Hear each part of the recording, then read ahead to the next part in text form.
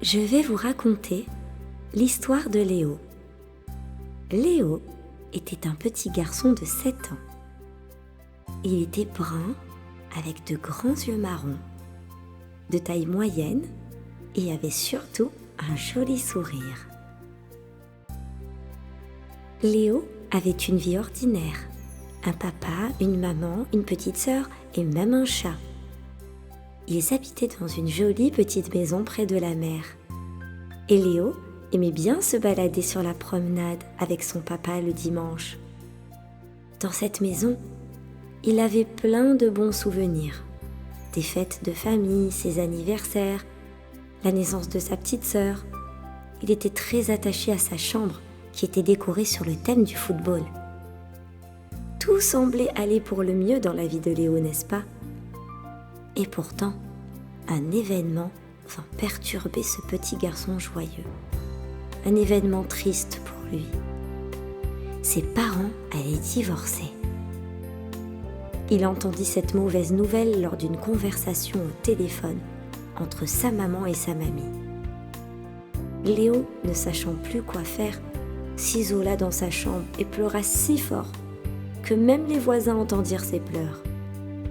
Sa maman vint le voir immédiatement et lui expliqua les raisons de sa séparation avec son papa.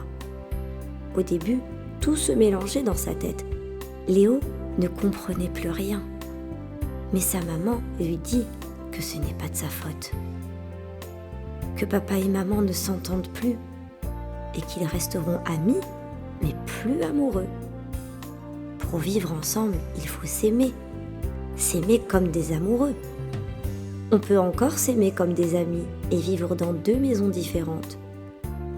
Ne plus vivre ensemble, ce n'est pas se détester. C'est apprendre à vivre autrement.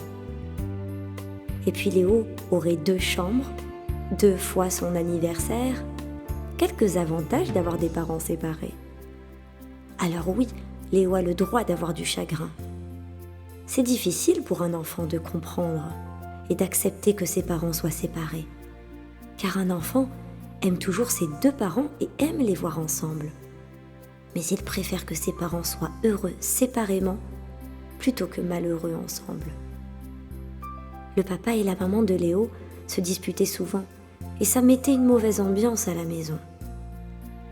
Maman expliqua à Léo qu'il ne divorcerait jamais de lui. Les parents n'abandonnent pas leurs enfants. Son papa restera toujours son papa, même s'il part vivre dans une autre maison. On a un seul papa et une seule maman pour la vie. Léo fut rassuré. Il continua à avoir un peu de chagrin, ce qui est normal, mais prit très vite l'habitude d'aller un coup chez papa, un coup chez maman. Il décora sa nouvelle chambre chez son papa, emporta quelques doudous et s'accommoda très vite à ce nouvel environnement. Bravo petit Léo.